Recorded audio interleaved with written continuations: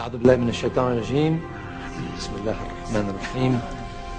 In the name of God, the merciful, the compassionate, brothers, sisters, what is the greatest threat facing Islam today? American aggression in the Middle East. The Zionist occupation of Palestine.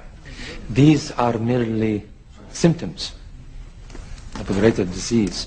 The real threat is in our hearts.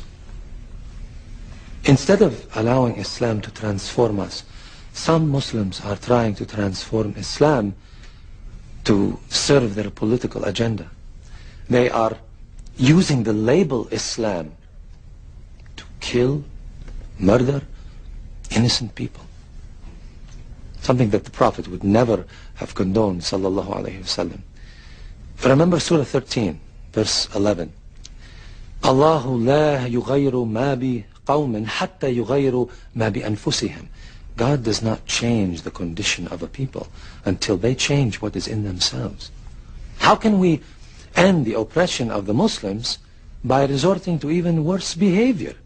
If our spiritual and our moral condition worsens, how can we expect God to improve our economic and our political conditions? This is the fallacy of the self-styled jihadists who...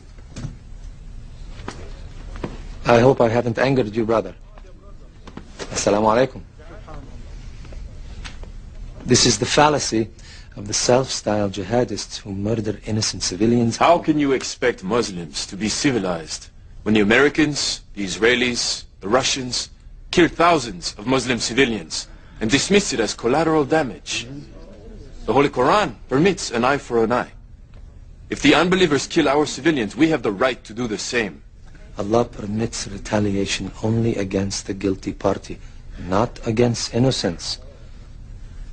Surah 53, verse 38 says, no soul shall bear the burden of another. The Holy Quran also says, and kill them wherever you find them, and drive them out of the places where they drove you out. For persecution is worse than killing. You forgot the first part of that verse, brother. Fight in God's cause against those who fight you. But do not commit aggression. God does not love aggressors. There are many who are seeking God, but instead end up following the devil. What you've said tonight troubled you. Yes. It's very different from what I've been told. There are many false teachers taking verses from the glorious Quran out of context, corrupting the teachings of the Holy Prophet sallallahu alayhi wasallam. Sallallahu alayhi wasallam. Tell me, brother, what is the greatest jihad? To fight the unbelievers in battle. No. No? The Holy Prophet sallallahu alayhi wasallam said that war against the unbelievers is the lesser jihad. The greatest jihad is to battle your own soul, to fight the evil within yourself.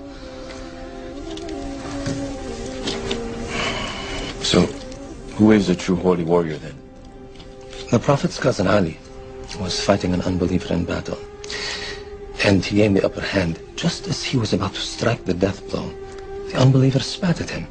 Ali threw down his sword, refused to kill him. Why? Ali said that when the man spat at him, he himself became angry, and he was no longer fighting for Allah, but to avenge his own pride. He knew that if he killed that unbeliever out of anger, rather than out of a desire for justice, he would be a murderer in the eyes of Allah on Judgment Day. That, my brother, is a true holy warrior.